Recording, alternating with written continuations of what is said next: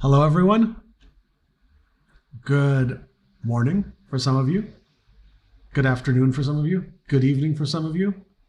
I am Antonis Polemitis, and I am like to welcome you to MOOC 17, Session 1.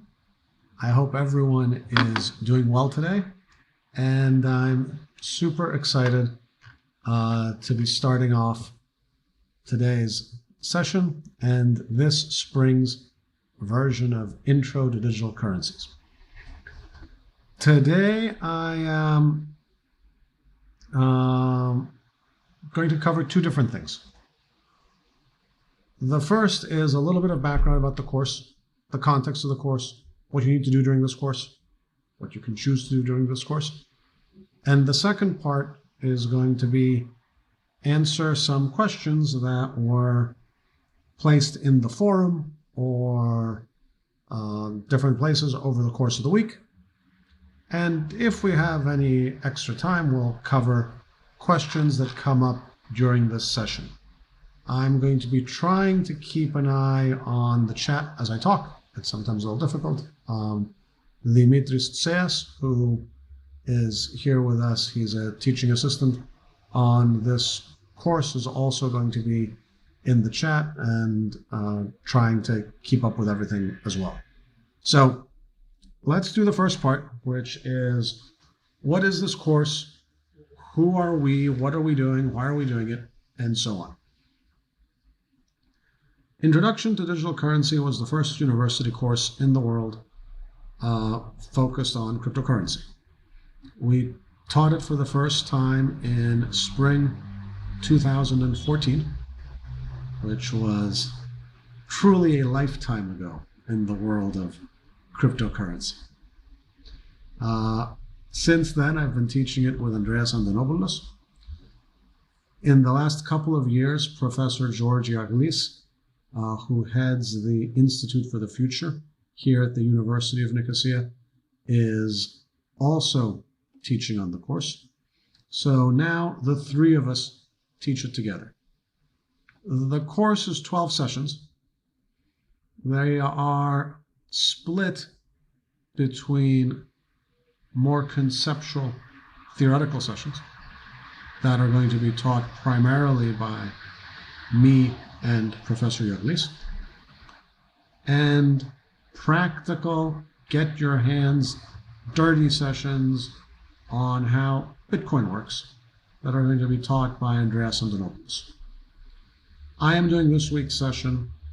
We will then go to 6 weeks of Andreas, and then the last 5 weeks will be split between George and me, Professor George Iaglis and me. What is the focus of this course? The focus of this course is, in fact, an introduction to digital currency. The digital currency, the crypto asset blockchain field today is gigantic. It has vast expansions into different technologies, different public blockchains, some private blockchains, hundreds, if not thousands, of applications now running on top of these blockchains. But all of them derive from some initial principles that were first articulated and implemented with Bitcoin. My view, and it is, I believe, accurate. It's important to learn, what Ethereum is and what Solana is and what DeFi is and Uniswap and Sushi and CryptoPunks and Fidenzas and Xcopy. All of these things are interesting. But it is all but impossible to truly understand them if you don't first understand how Bitcoin works. Bitcoin is the base intellectual breakthrough on which all of these other blockchains and applications have been built. This base intellectual breakthrough is a decentralized way, in effect, to keep a database. It's a very big idea. It's a very big concept.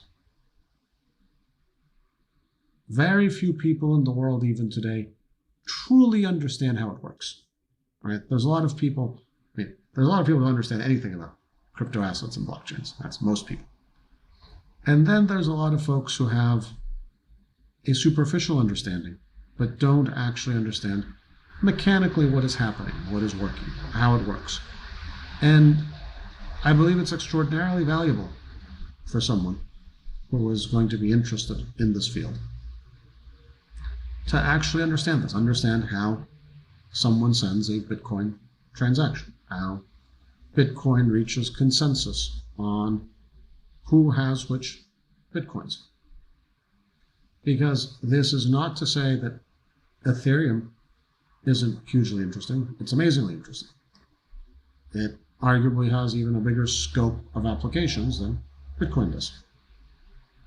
But to understand Ethereum and the choices Ethereum made, I believe you first need to understand Bitcoin and the choices Bitcoin made. So you start with Bitcoin, and then Ethereum was another evolution, and Solana was a different evolution, and the applications built on top of them are a whole bunch of other evolutions. So this is the core. This is the beginning. And so what we're going to try and cover in this course are two things. The first thing is literally, practically, at a very tactical level, how does BTC work? And then what I'll do more of, and George will do more of, is the societal implications, the societal integrations. What does this mean in practice? Because the technology in isolation is quite uninteresting. Right? Technologies are interesting when they do things and act in a society. And so how might one think about cryptocurrency and money? How might someone think about cryptocurrency and financial applications? How might think of cryptocurrency and kind of the emerging fourth industrial revolution that's coming across a whole variety of fields? How can someone think about cryptocurrency and regulation? Despite what people think, in most developed nations, cryptocurrency is hugely regulated under a variety of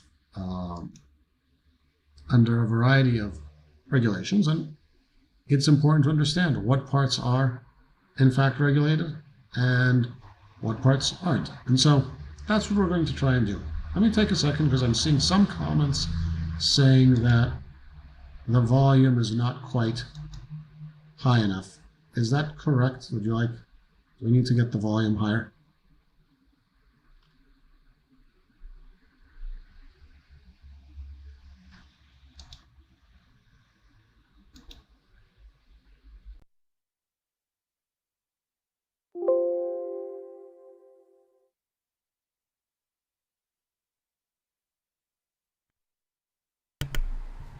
How about this? Can you hear me better now?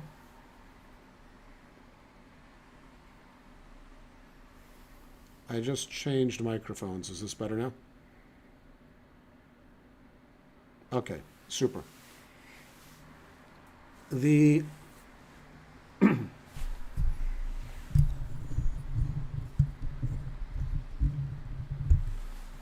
Now, let's talk about what this course means in the broader context of what the University of Nicosia is doing. Wow, it's amazing. We're not reaching consensus. We're not reaching consensus in the chat.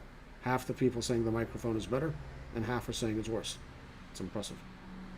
Okay, I'm going to keep going, and hopefully this, hopefully you can hear me. Let's try one more thing.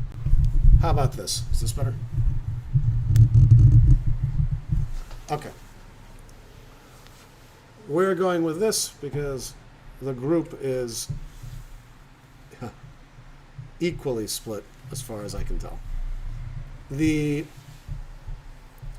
Let's talk about what we're doing more broadly in cryptocurrency.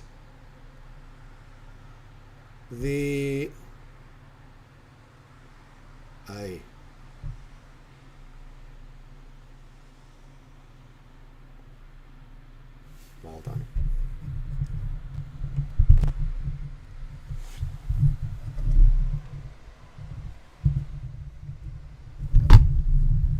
More broadly in cryptocurrency at the University of Nicosia. So we started the course in 2014, but that's not only what we've been doing.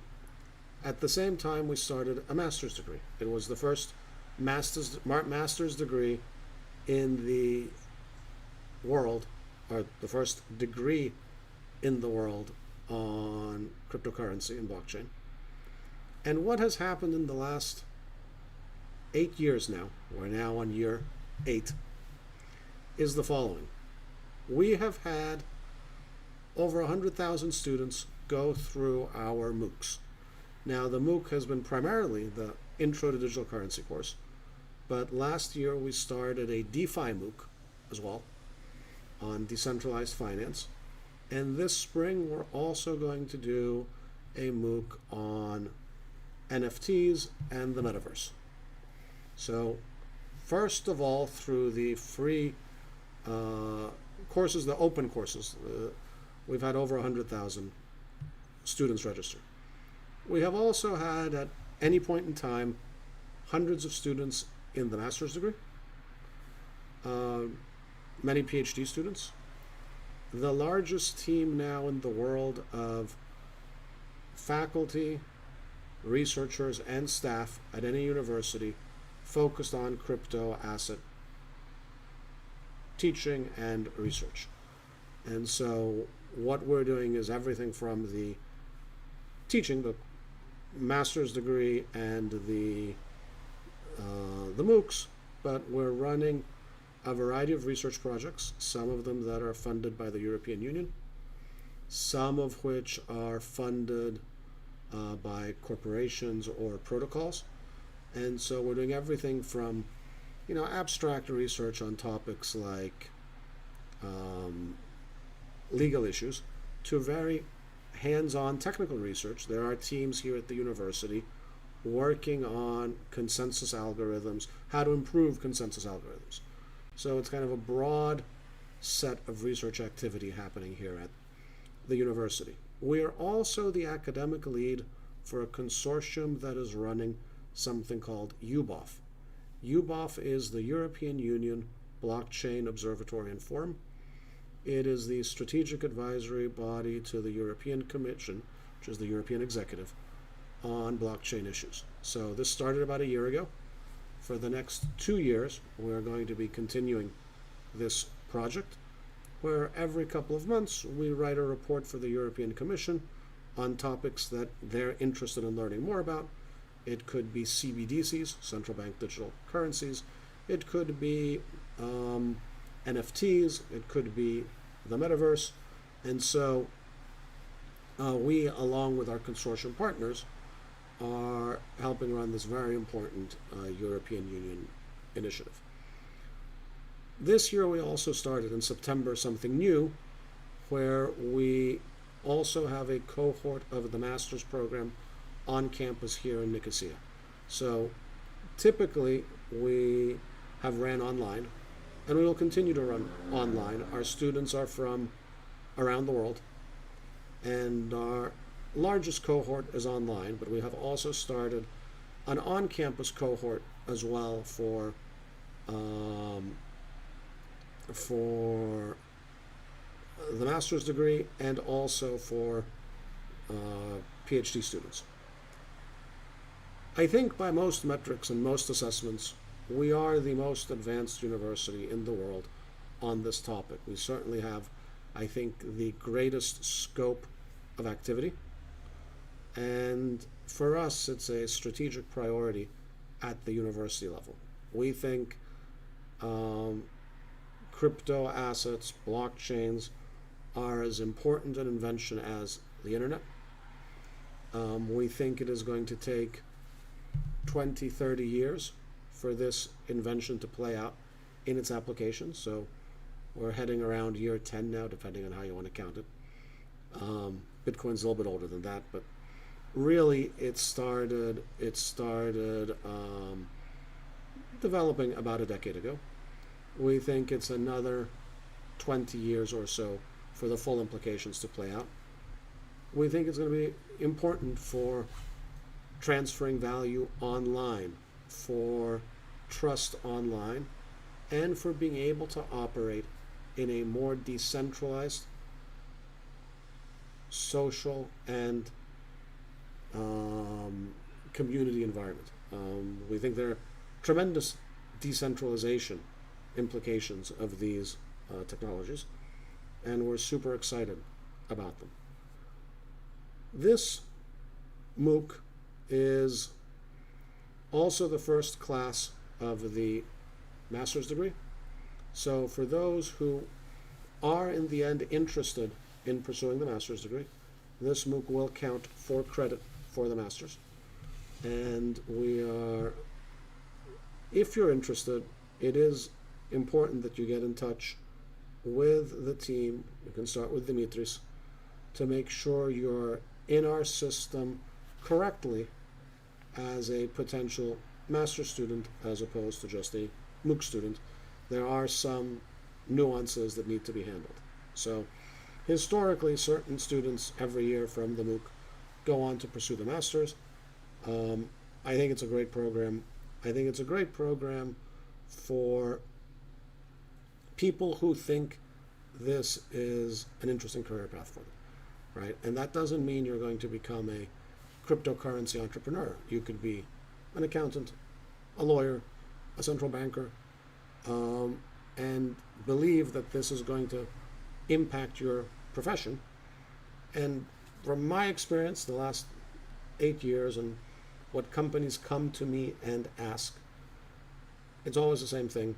The limiting factor for the development of the field is people. I think last year LinkedIn was saying their number one most in-demand job was people with blockchain expertise, and people can't find them, right? I mean, the demand versus supply is so far off right now that I think it's really a very interesting potential career path for people who are interested genuinely in the field.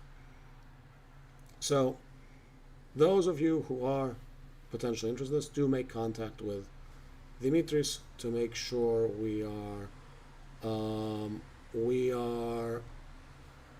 in a position to help you enroll in the master's degree.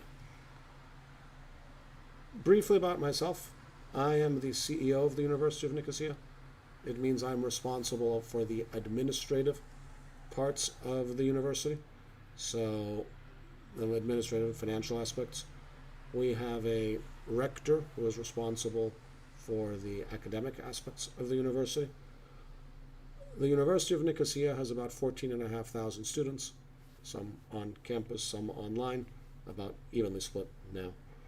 It's a comprehensive university. We have 6 schools, 20 academic departments, about 150 programs of study.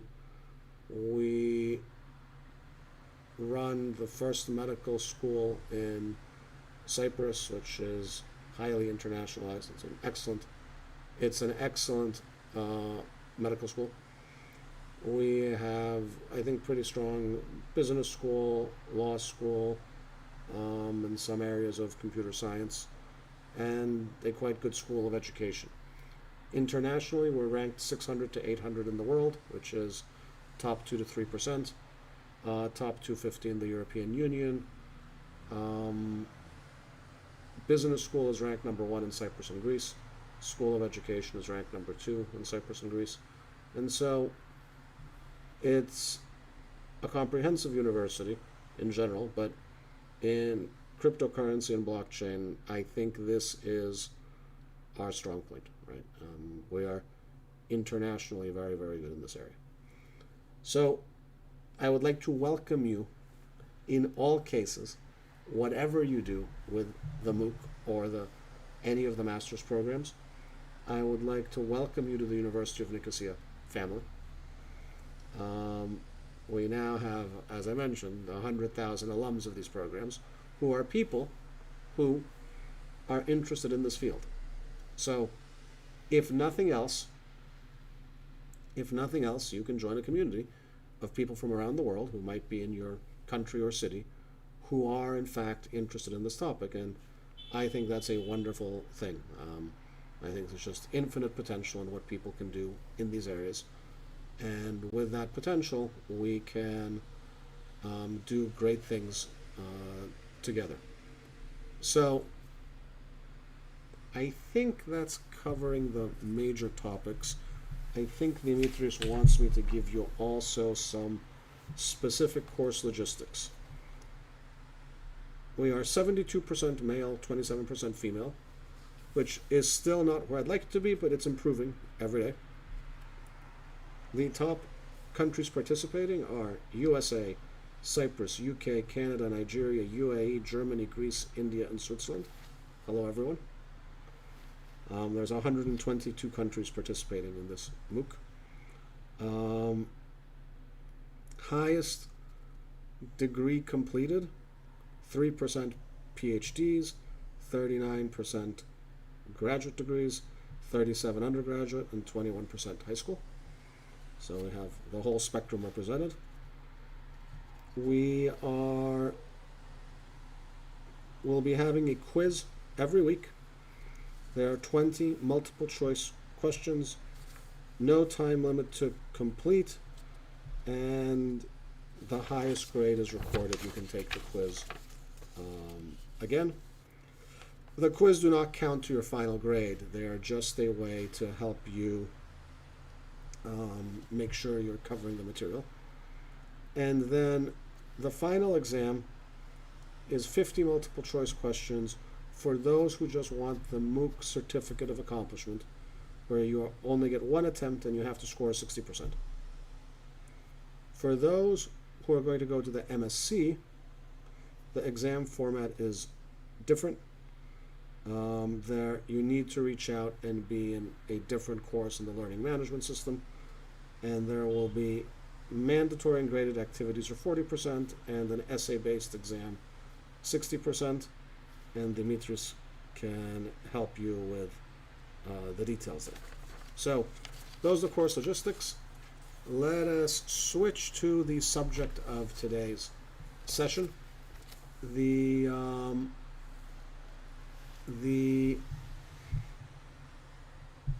history of money. And part of why this is important is the following. There's a lot of talk, both by promoters and detractors of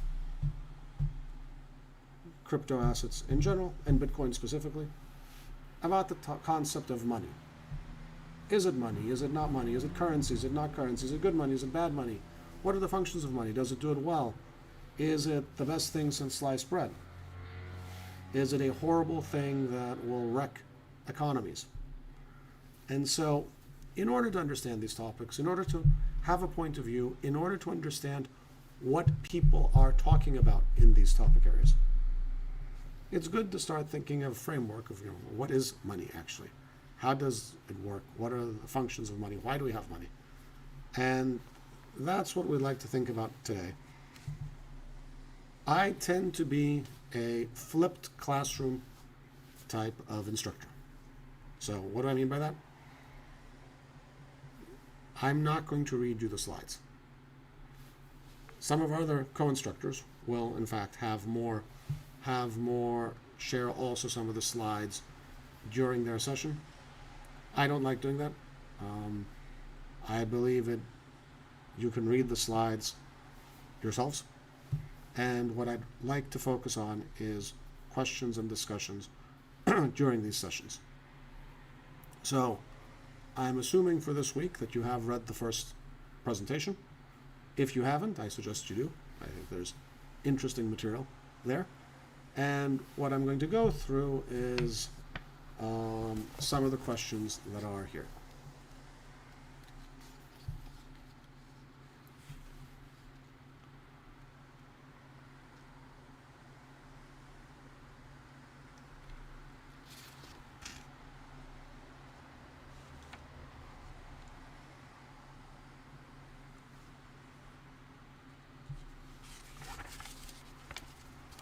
If using Bitcoin as legal tender makes it unsuitable for use as a medium of exchange, why is El Salvador adopting it as her national legal tender? How will the government's actions impact on the financial economy of the country? Since El Salvador is a sovereign nation, why is the IMF putting pressure on the country to remove Bitcoin as her legal tender? Okay, I'm not quite sure I understand the first question. I think with El Salvador, there's a very specific theory happening. El Salvador has a very remittance-based economy. Remittance means a large percentage of El Salvadorian GDP is by El Salvadorians working in the United States who are sending money back, remitting money back to El Salvador. And the theoretical reason El Salvador is encouraging use of Bitcoin is to reduce the fees that are paid in remittances. And it's interesting, and this is, El Salvador is unusual. There's some other countries that have higher remittances, but El Salvador's ratio is very, very high. The fees on remittances are actually countable as a percentage of GDP. And so that's unusual. It's a big, remittances as a whole are a big part of the economy. And so the fees on remittances through Western Union or something are a measurable part of El Salvadorian GDP. And so the theoretical first objective of the El Salvadorian government has been to make remittances more efficient. Now, for that to happen,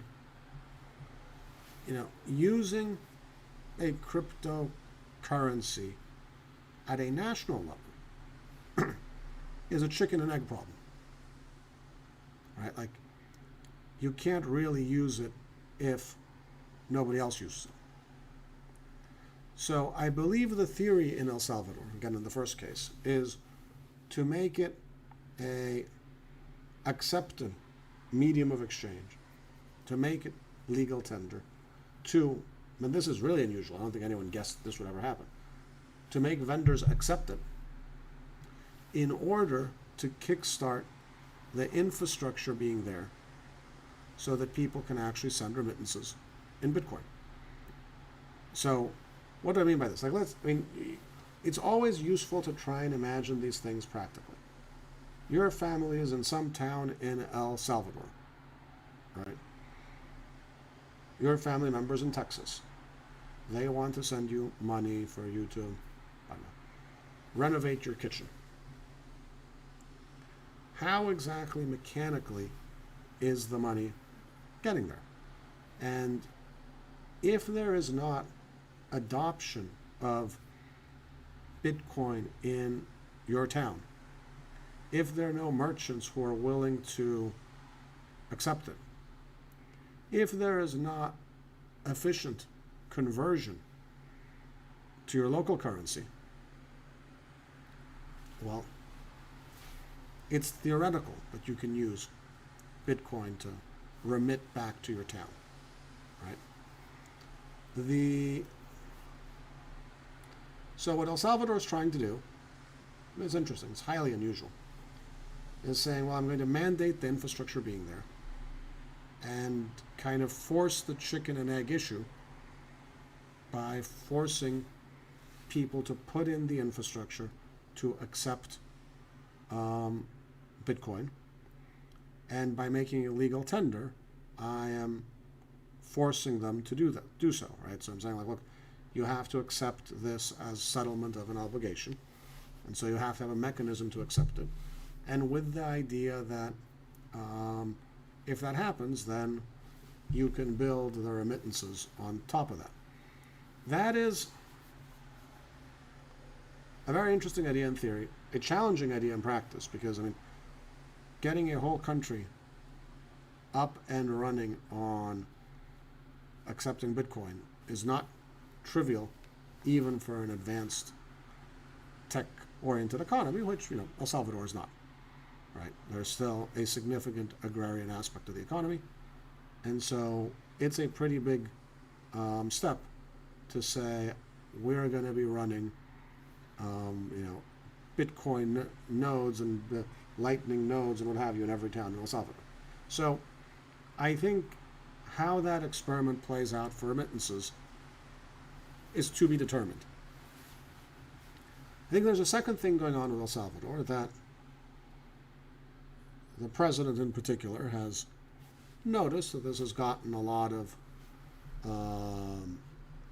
PR and is trying to do things that will attract crypto businesses to move to El Salvador.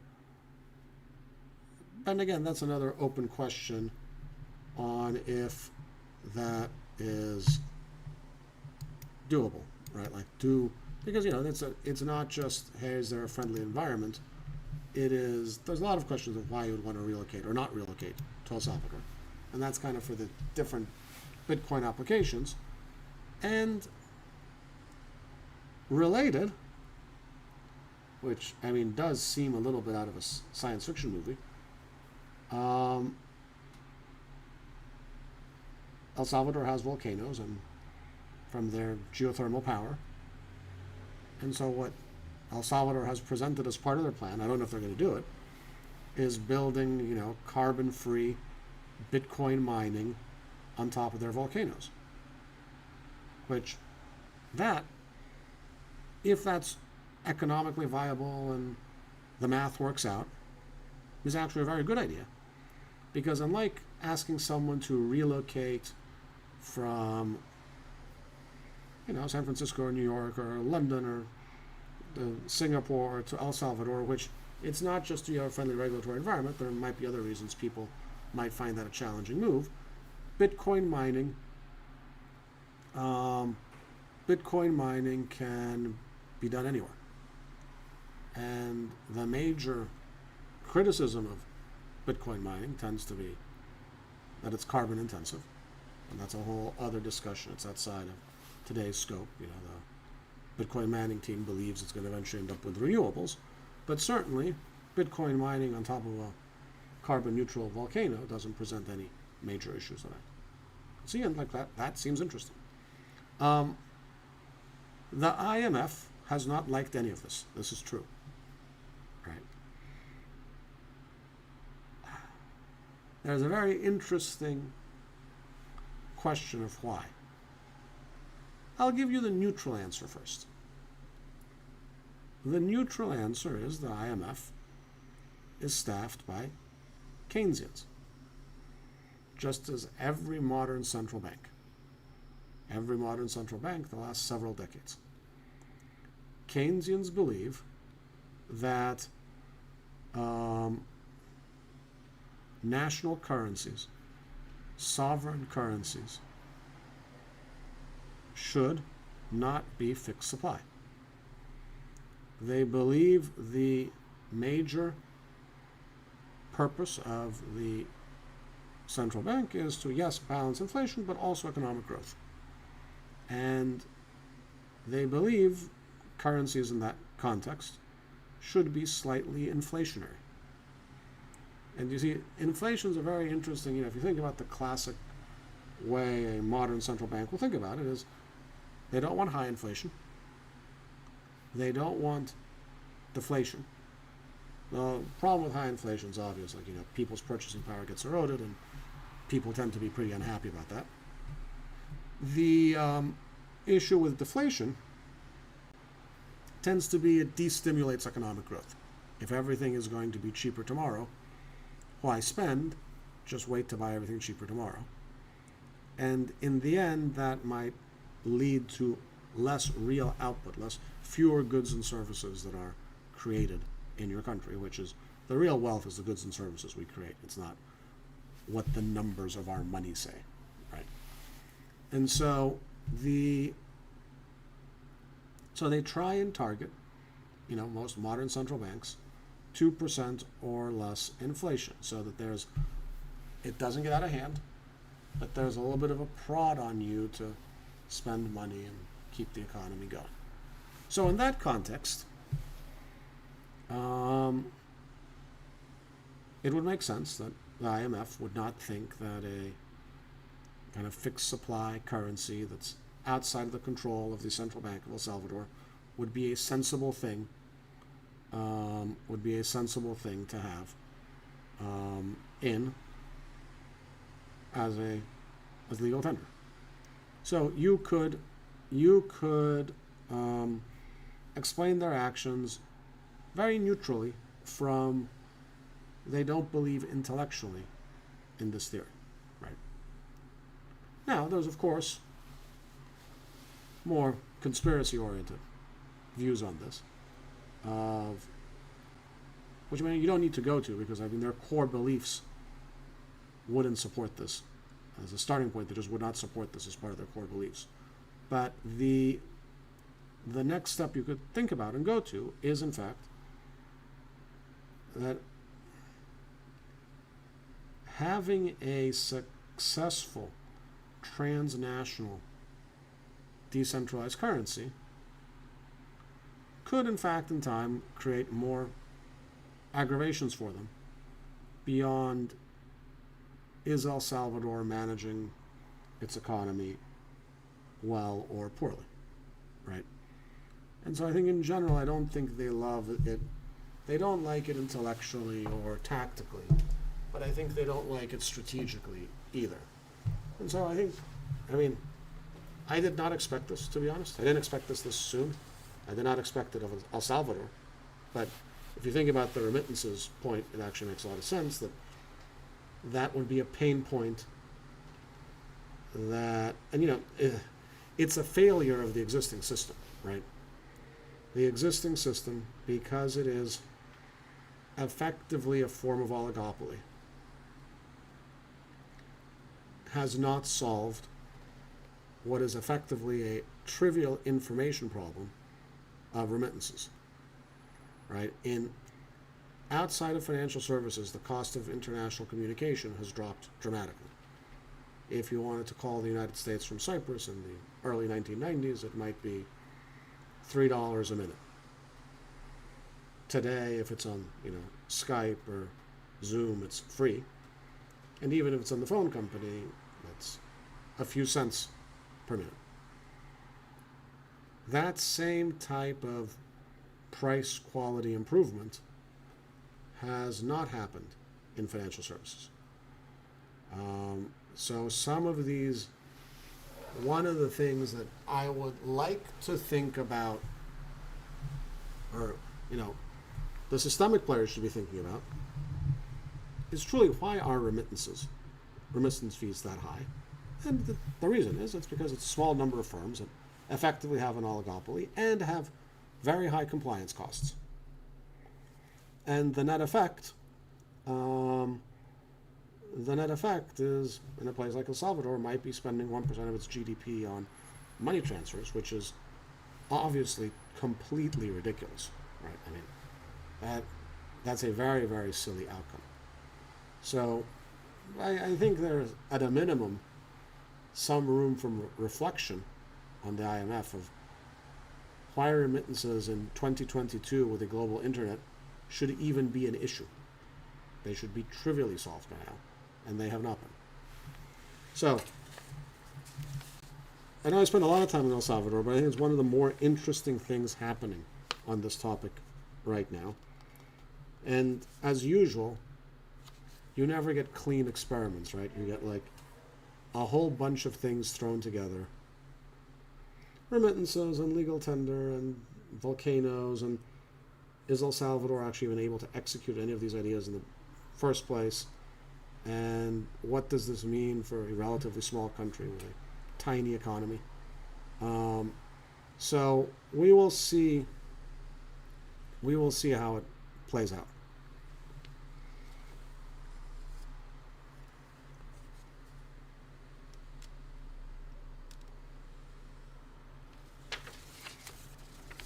Okay.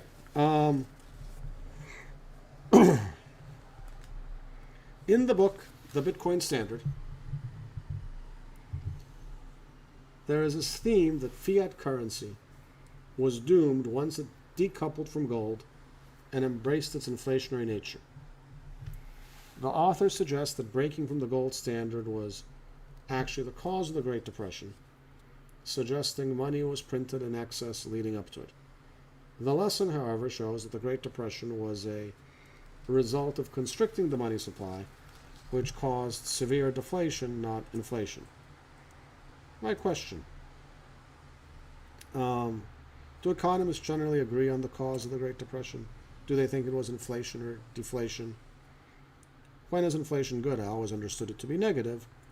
The main argument for Bitcoin is that the U.S. is printing trillions of dollars, devaluing the dollars in existence, and we need sound money.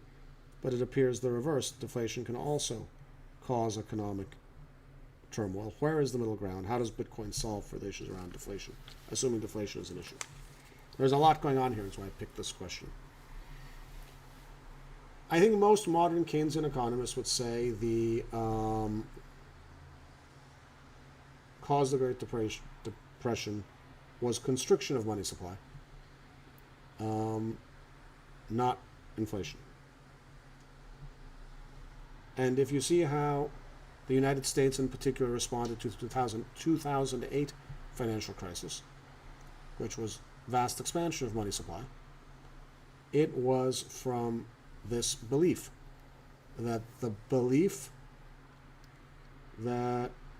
if you tightened into a crisis like this, it becomes self-fulfilling.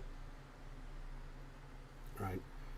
If when firms and financial firms are shaky and consumers are shaky, you tighten, make money harder for them to get, everyone draws back at the same time. And if everyone draws back at the same time, you effectively have a societal level bank run. And that's bad in substance. So I think that is consensus opinion. I believe consensus opinion is that a little bit of inflation is good, deflation is bad, and high inflation is bad. There is an Austrian school of economics that is where the Bitcoin standard is based on. I've read it. That believe in the gold standard, effectively. That they think that inflationary currencies lead to misallocation of societal resources, that people spend frivolously, and we have all by amounts of negative societal effects. I'm not a huge fan of that argument, but I know it exists. And then I think there's a more sophisticated version of that argument that says inflationary currencies tend to be favorable to elites, in that the type of things that happen during financial crises is that the people who get bailed out are the rich, and they tend to lead to more unequal outcomes. So the version of this argument is along the lines of, if you're talking about something like Bitcoin, if I'm super rich and I have 100 Bitcoins and you're super not rich but have 0.001 Bitcoins, we're subject to the exact same monetary policy. No one can bail me out. No one can bail you out. No one can bail anyone out. Right? We have the exact we'll have the exact same returns top to bottom. I'll have them on a bigger scope because I'm super rich. You'll have them on a smaller scope because you're super poor, but we'll both have them. The kind of sophisticated theory against the fiat system in this regard is, let's take the same thing, but like I'm running a very big bank and you're running a small business. And the economy downturns and we both get in trouble. Me, big bank, with big potential systemic effects on the economy, and me, CEO of big bank, who can call congressmen and say, hey, it'd be very, very bad for everyone if I blow up. Chaos may ensue. Might get the government to come bail me out, in effect. You, small business owner, running a small shop. You do not have access to your congressman. Congress can't sit there anyway and make decisions about 11 million small businesses, whereas they can make decisions about, 20 big banks. And you'll be lost in the ups and downs of the economy, and they'll say, sorry, you didn't make it. Now, maybe there'll be some societal support in terms of generalized loan packages and what have you, but you don't have the same access to fiat capital that the CEO of a big financial services institution does. But I think there's some truth to that. Now, if you also believe that, having somewhat inflationary economics is helpful, could you also believe that this might be a problem and these things may or may not offset? I don't know. It's interesting. I mean, we got to see a very interesting experiment with COVID where effectively COVID was bad for small businesses. Right? Like big businesses like Amazon, which had the resources to function during the crisis, grew, and small retail, which couldn't or were locked down or couldn't do delivery and didn't have distribution warehouses, all shut down. And so it net led to more concentration. So I think that's the sophisticated, in my opinion, argument against fiat currencies. But whatever anyone thinks, I think it is fair to say consensus opinion in the West tends to be Keynesian. And someone just pointed this in the chat, and this is right. It's the Cantillon effect. Those closest to the money supply benefit first the most. Yes, that is the theory.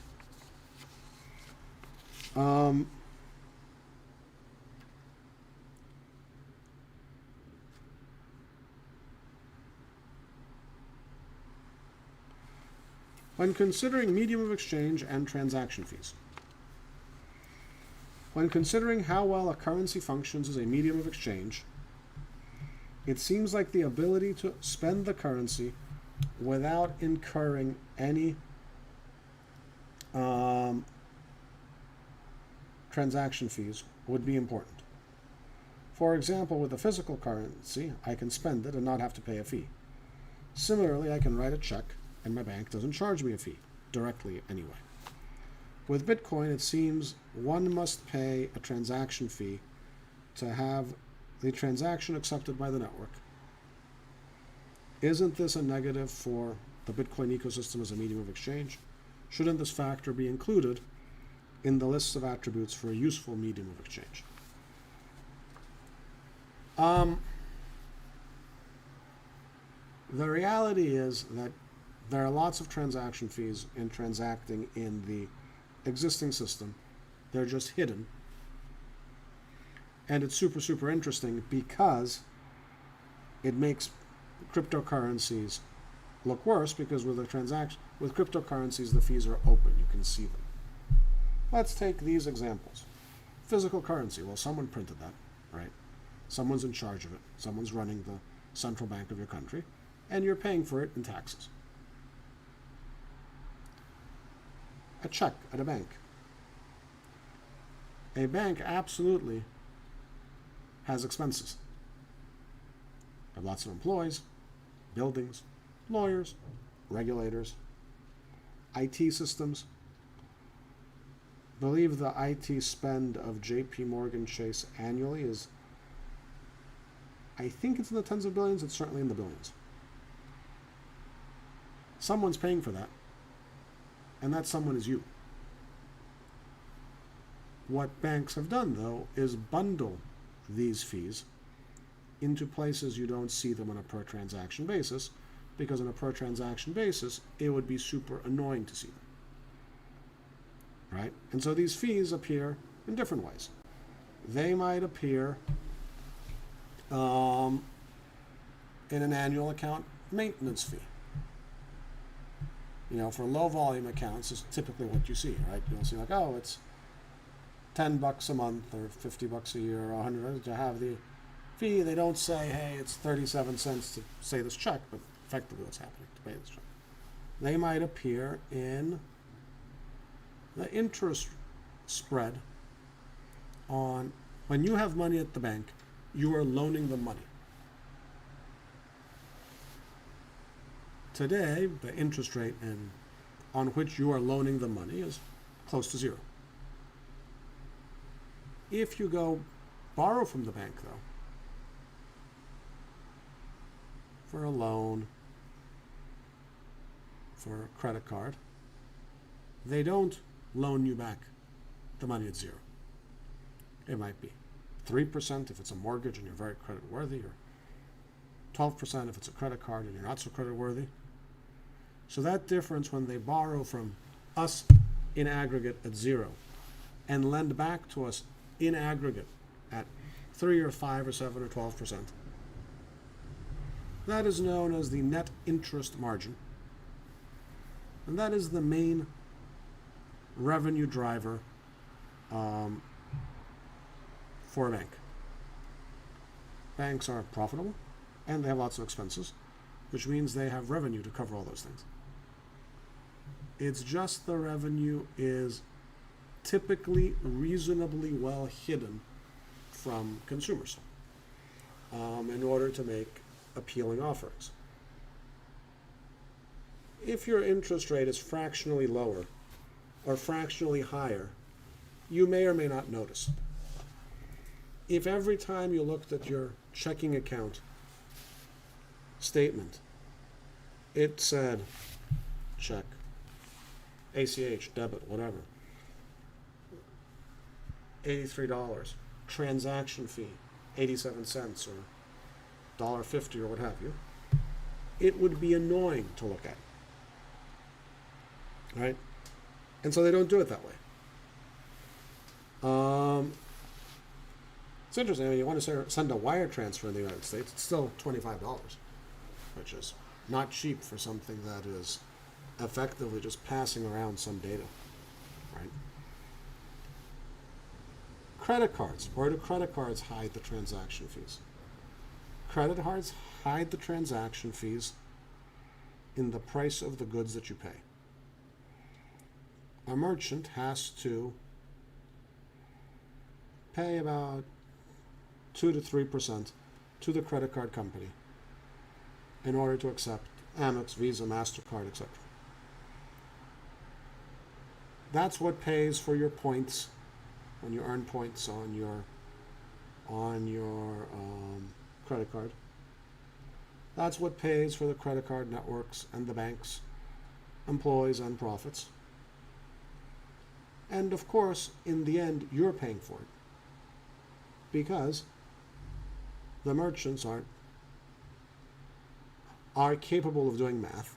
So if it's going to cost them 2% more to accept cards, and the cards used to have these rules that you can't charge less for cash so that like the prices would all look the same. Well, on average, you can expect, and depending on your assumptions of supply and demand or what have you, that everything's going to cost 2% more.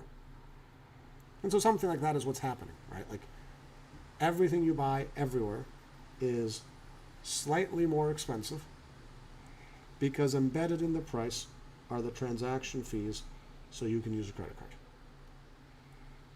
This is, in fact, bad for cryptocurrency because cryptocurrency has not managed to externalize its costs on other people. And so when you look at a fee to transact, well, it's kind of annoying. And it's interesting, right? Like there's no free lunch. Like you're paying the fees in the traditional system too. They're just being hidden as a general rule. It's interesting, like you can still do cryptocurrency transactions with very low fees by going to less popular blockchains. When I first started, a cryptocurrency transaction was a few cents on Bitcoin. As it got more popular, it went up. A couple years ago, Ethereum was a very cheap place to do transactions, and Ethereum would make fun of Bitcoin, how it's now gotten very expensive to transact on Bitcoin. But now Ethereum transactions are super expensive because Ethereum's gotten really popular. Now, Vitalik is saying he wants to get transactions back down to 5 cents through sharding and roll-ups and a whole bunch of things that are outside of the scope of today. But you could go transact on any number of other cryptocurrencies where fees are still low. This, to me, is there's no free lunch type outcome.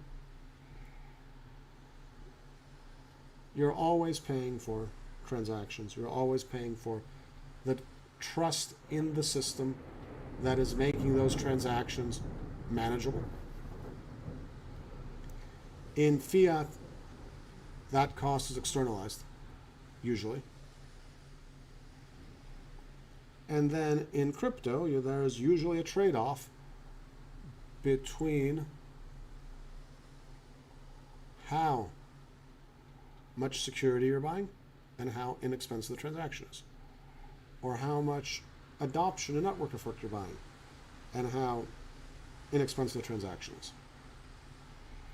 And I think we're going to have a long period of this playing out where we figure out what things are appropriate for which usage cases.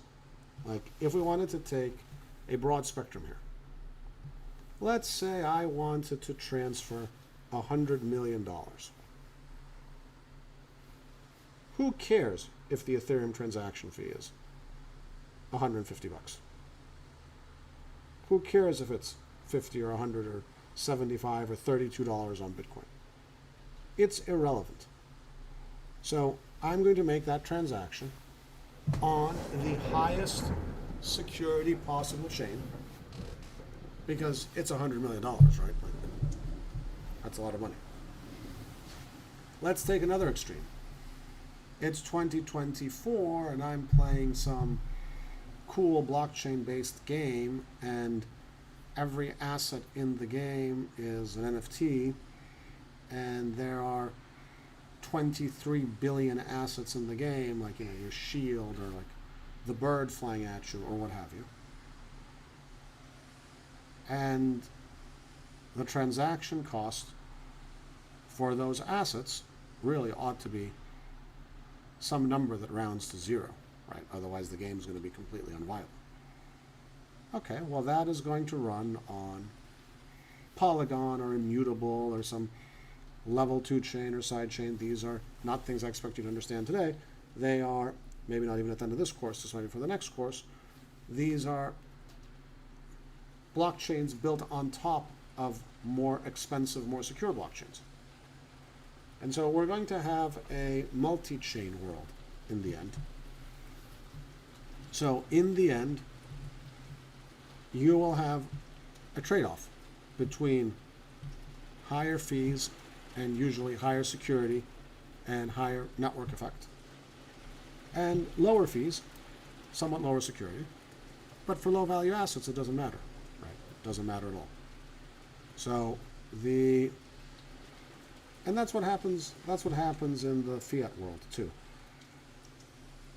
none of us have access to the base layer of fiat. The base layer in fiat are what are called real-time gross settlement systems. They work sort of like Bitcoin in that the transactions are real-time and irreversible. You don't get points, you don't get Amex points for them. And in the United States, it's called Fedwire. In the UK, it's called Chaps. In the EU, it's called Target 2. And this is how banks interact with each other. So it's where ultimately your wire transfer is processed. But you don't have access to that system as a consumer. You need to be a regulated financial institution. You can think of your checking account kind of like a layer 2 on top of that, and your credit card might even be a layer 3 on top of that, right? The question is a layer 2 or layer 3, but that's kind of how it is. You're operating not at the base layer. Today in crypto, we've historically operated at the base layer, but we have had,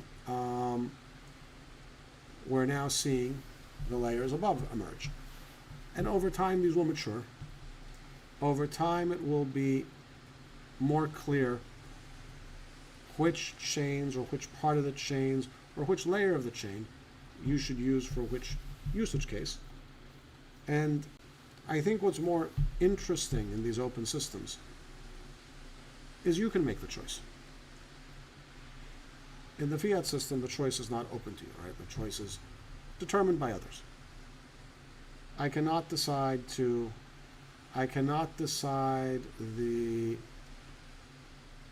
just go and use Target 2 by myself. But I could decide that if I want to spend a little bit more money, that I could, in fact, transact in the Bitcoin base layer. I think no one's stopping me.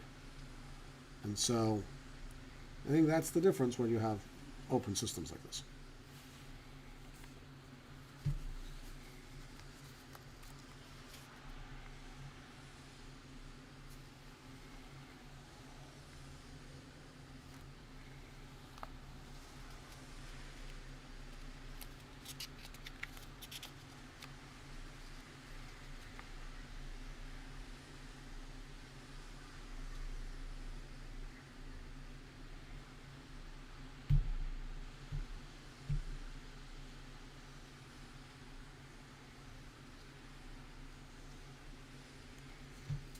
Tricky questions. Okay. Let me see which ones can be answered in a sensible manner. Now, normally I run this session for an hour, but because I spent at least 20 minutes at the beginning with course material, I'm going to go a little longer today to get a few more questions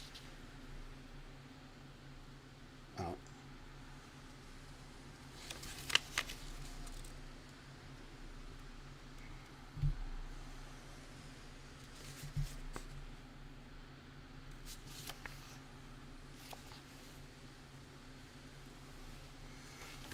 I'm going to answer this one.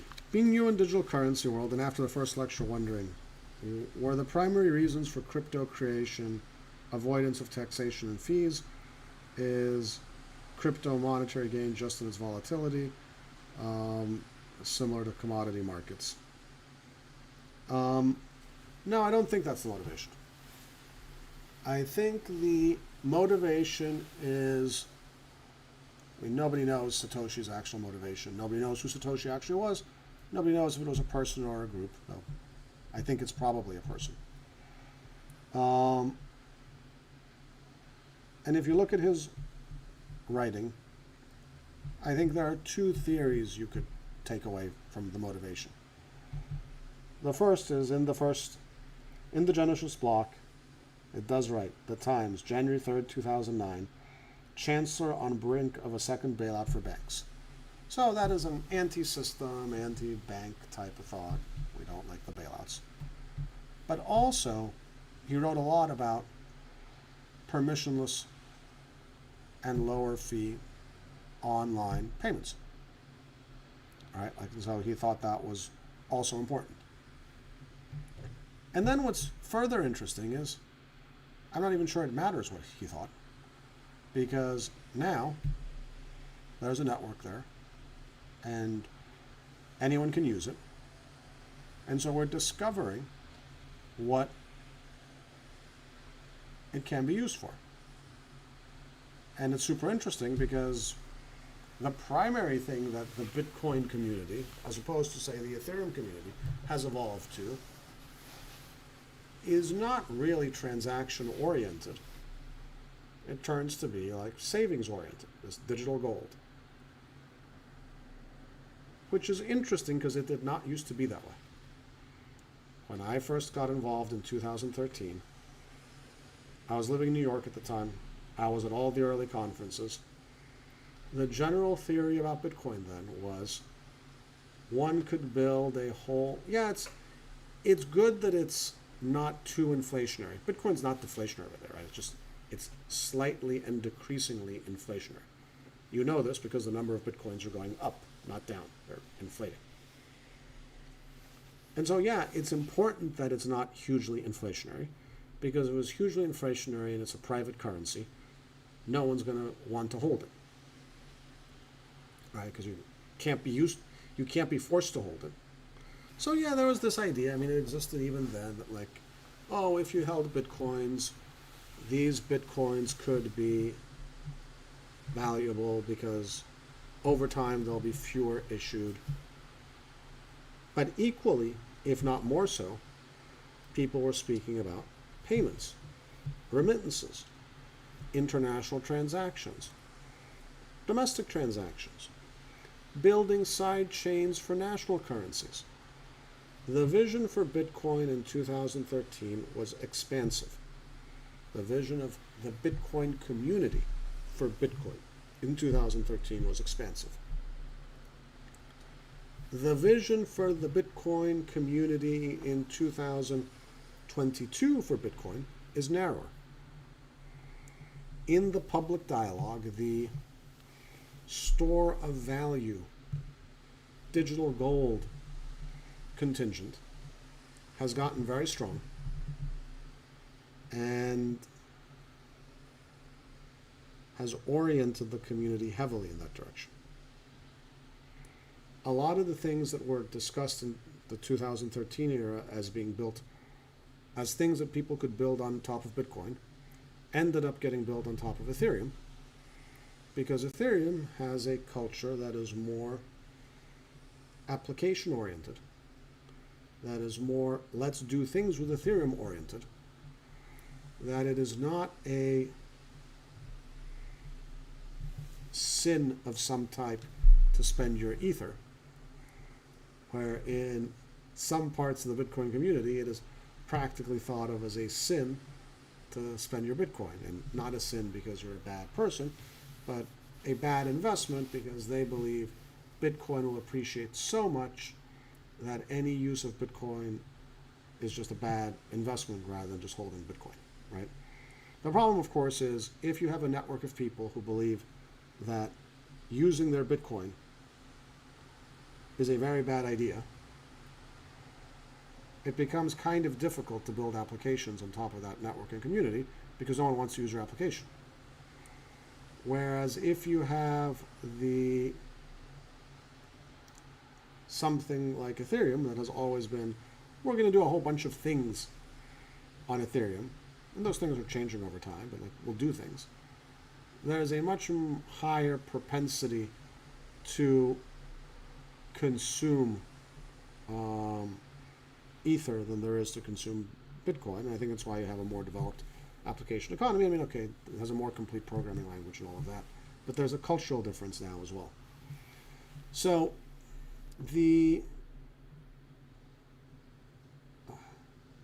it comes in a bunch of other questions, and it's indirectly here, and so it's an opportunity for me to address this day one. Bitcoin is a terrible way to avoid taxation. I believe you should not cheat on your taxes in the first place, but if you plan to cheat on them, Bitcoin is more or less the worst way to do it, because Bitcoin leaves a permanent massively duplicated record of every transaction forever. So nothing ever goes away. Your transaction history never goes away in Bitcoin. And so that's not the place to be doing illegal activities. That's not the place to be trying to cheat on your taxes. Bitcoin is not anonymous. It is pseudonymous at best. And there's a question, to whom is it anonymous or pseudonymous? Because I believe to competent nation states, it is neither anonymous nor pseudonymous. The normal ways most people get Bitcoin is going on an exchange and buying it. On that exchange, you almost certainly have been KYC'd. You've given them their information, your name, your phone number, maybe your national ID number. And then you say, okay, I'm leaving the exchange. I'm sending from Binance, Bitstamp, Coinbase to my own wallet. Your transactions are traceable forever.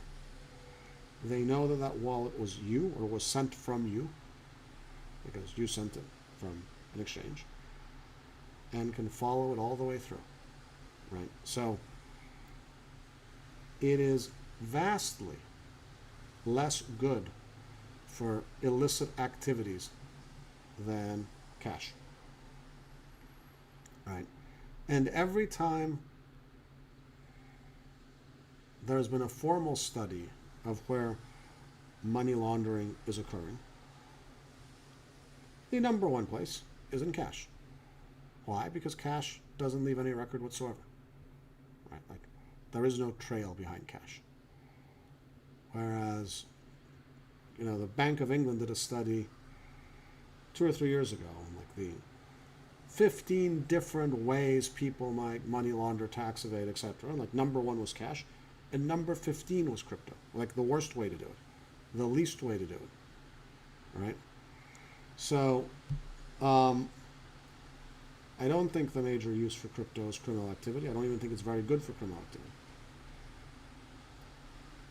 People might say, well, what about Monero or Zcash that are more private by design? But even then, you have the question of how do you get in and how do you get out? How did you get your Monero and Zcash in the first place? And did you get de-anonymized there? And the worst problem, the unsolvable problem, is unless you're planning never to spend your money on goods and services, you're going to get de-anonymized on the other side. Let's say you're, mining, and your mining was somehow off the grid and no one, I was mining. Okay, where'd you get the miner? You bought it from a Chinese company. You paid somehow by a credit card or bank transfer. So even your mining is not actually anonymous. But let's say you somehow managed to do anonymous mining and you got Bitcoin and you never went through KYC and you went cross-chain and turned it into Zcash. You did a whole bunch of things and no one knows what you're doing and now you have $10 million. Okay, maybe you can avoid taxes if you just sit there and look at those $10 million and those $10 million look at you and you never spend them on anything. But then what? Right? The normal reason people go to work and earn money is because later they want to spend it on other things. And so it's hard to spend on things and be anonymous, right? I have $10 million. Now's the time I'm going to buy a cool penthouse apartment somewhere. Okay, you go to buy the cool penthouse apartment. You want to bring your $2 million of Monero back into the system. The system's going to ask you where you found those $2 million, sir. I want to buy a yacht. Same thing. I want to send my kid to university. Same thing. I want to invest in a business. Same thing. it is impossible to do stuff with your money and remain anonymous. And so I think this is both a distraction for people, and I think some people got themselves in trouble, or will in the future get themselves in trouble, because they think it's like magic mystery internet money, and it's just not. Like, I mean, it's visible. It's on a public blockchain. I think it is used heavily by the state as a counter argument for crypto, and I think unfairly so. I think it's a nice talking point for people who don't want crypto adopted for other reasons, but I believe practically it is nowhere near as big an issue as how people make it out to be. And I think in any case, this was not Satoshi's vision. Satoshi's vision was not like, oh, I woke up one day and said, like, I want to avoid paying taxes. Nothing to believe that that's the case, right? In any case, value is self-emergent now from the communities. Usage, culture is emergent. I'll tell you my view of what's important about crypto. The only thing that's important about crypto, truly the only thing is that it is decentralized, permissionless, and censorship resistant. The fact that society has a system, not the only system. We can have centralized systems too, that's fine. We can have censorable systems too, that's fine. You know, centralized systems are cheaper and more efficient to run than decentralized systems. Most things should be in a centralized database. I will give you an example. The University of Nicosia has a library. There's a lot of books in the library. And we have a catalog of books in the library that students can access at the library or online and see which books are available, have they been checked out, when they're going to be returned, and so on. I'm a very big fan of crypto assets and blockchains, and it has never crossed my mind that the correct way to store the contents of the University of Nicosia library is on a blockchain. They are sitting in a centralized database that cost me close to nothing to run. That, yes, I'm the central administrator, us, the university, are the central administrators. And so what? That's not a problem. It's better. Why? Because you're not getting any gains in decentralization in decentralizing the database of the library of the University of Nicosia when the library itself is centralized, right? Like, the University of Nicosia can go in and take books in and take books out anyway, because it's library. The library is its property. The books are its property. So there's no benefit in the record of the books being decentralized because the University of Nicosia owns the books anyway. It could decide to add, subtract, sell, buy, lend any book in there anyway. It doesn't need a database to do that.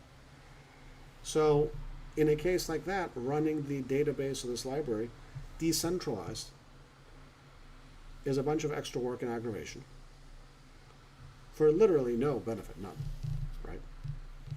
Now, on a global societal level, is there value in having decentralized, permissionless, censorship-resistant payment mechanisms? Yes, there is value.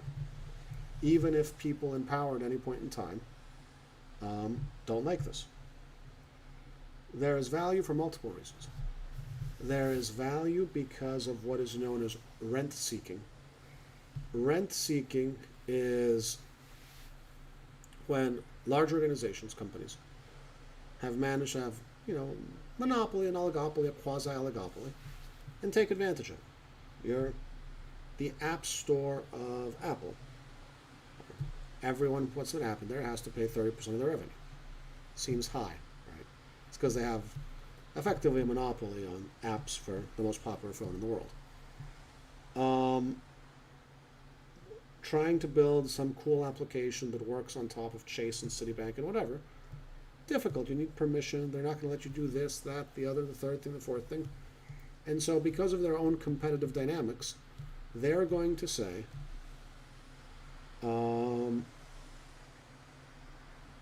they're going to say, you can't do A, B, and C. And so it's important to have rails where you can do A, B, and C. So the easiest set of rails that you might know about is the internet. If the internet was just the database of, I don't know, the New York Times, they would say, no, we're not going to allow Twitter, we're not going to allow TikTok. No, no, no. Well, the internet is effectively decentralized, permissionless, more or less censorship resistant. Now, it can be cut off at the national level, but nonetheless, these things hold. And so you have a lot more innovation on the internet than you would on any company's platform, because you don't have to ask permission from someone to do something. So, my first big benefit I see from crypto asset platforms is that they will lead to higher innovation, more ideas being tested, more economic development, because in general, and this has always been the rule, when you have to ask a centralized party's permission to do something, fewer things will happen than if you don't. The centralized party is likely thinking about their own interests, not maximizing value for society. The second piece is that governments sometimes make mistakes, and governments are sometimes hijacked by bad actors. And you can think of like trivial examples to very like serious examples of where it's probably not the absolute best thing for society for some future leader of some future country to be able to censor any single transaction in the world. Because in the good case, it's, yes, I'm preventing drug dealing and terrorism, what have you, and that's a good case, that's good. I think we want our elected officials helping prevent terrorism. But in a bad case, maybe it's blocking the payments to their political opponent. Could happen.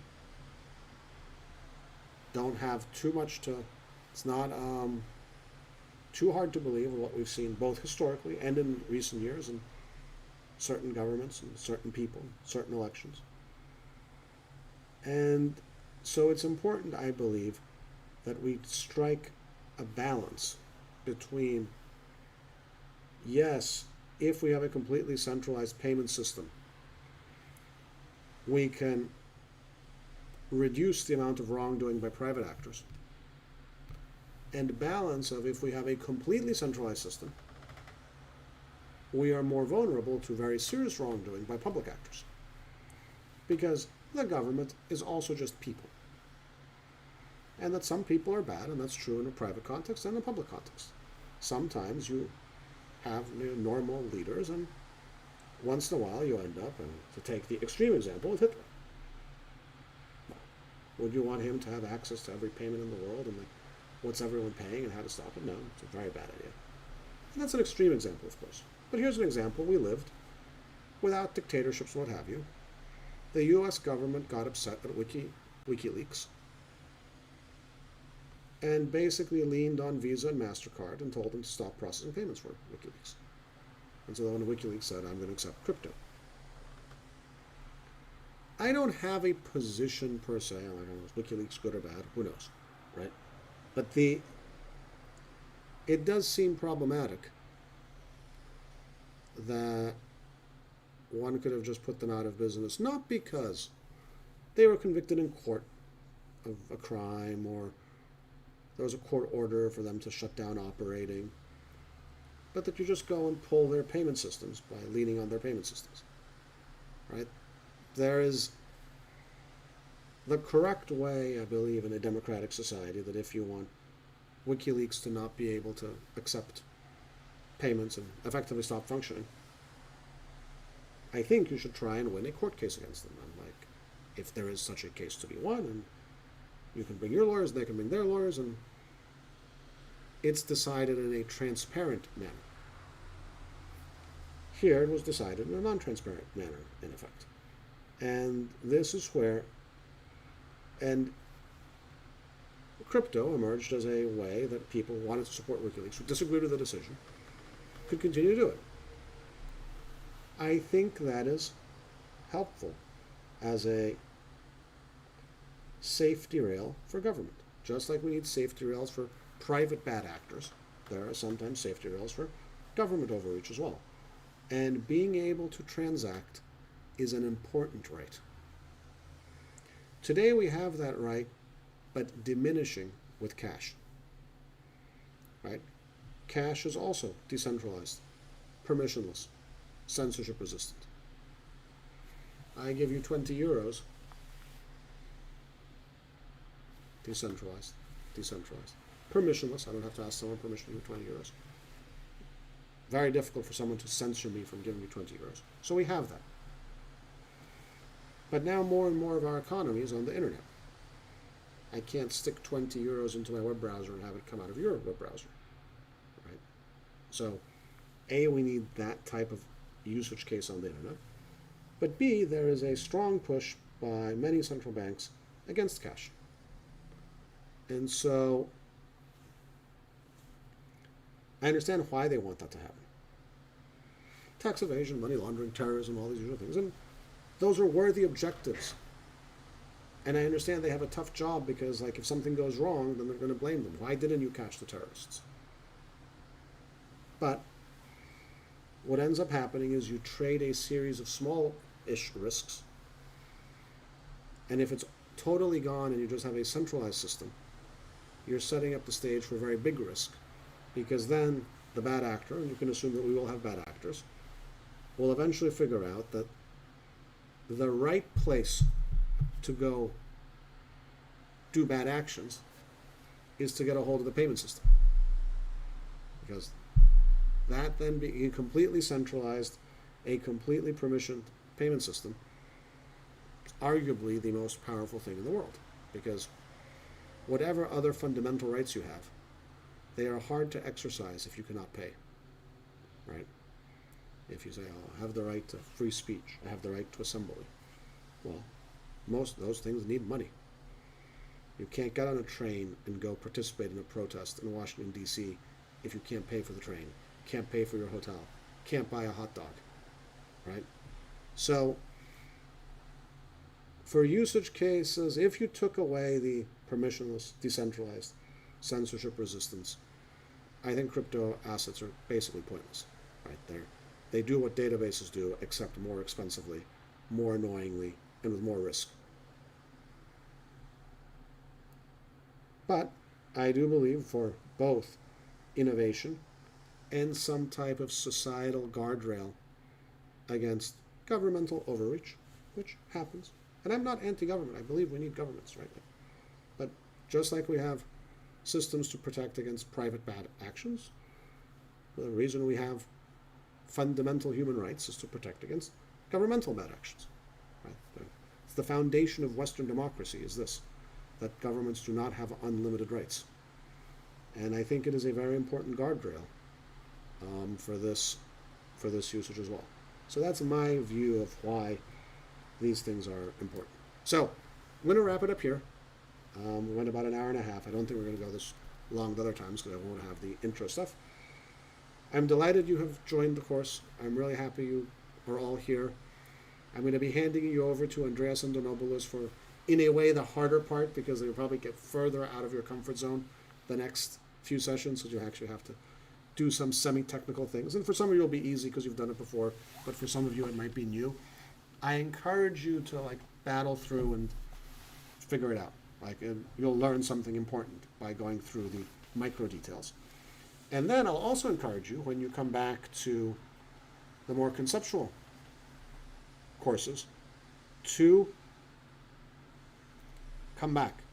And some of the things are going to be, I want to say this in advance when I have everyone here, no one shows up for central banking and regulation, and that's a mistake. It is very, very interesting. It sounds very, very boring, and it's actually very, very interesting. In a way, it gives you the great lens on what this thing is and how it relates to other societal mental models we have. And so try and come to all the sessions. We've designed this way for a reason. We are experts in this field, and what we've decided, what we've thought through in the design, is what gets you from 0 to step 1 in having an understanding of this topic. So, again, delighted to have been part of the session. Delighted to be part of yet another cohort of the MOOC. You'll be in great hands with Andreas. He has literally written the book on both Bitcoin and Ethereum, so he's a genius. So you'll be in great hands with him. And I look forward to, when you're done there, coming back to me. So it's great, everyone. Have a great rest of your day or evening or morning, wherever you are.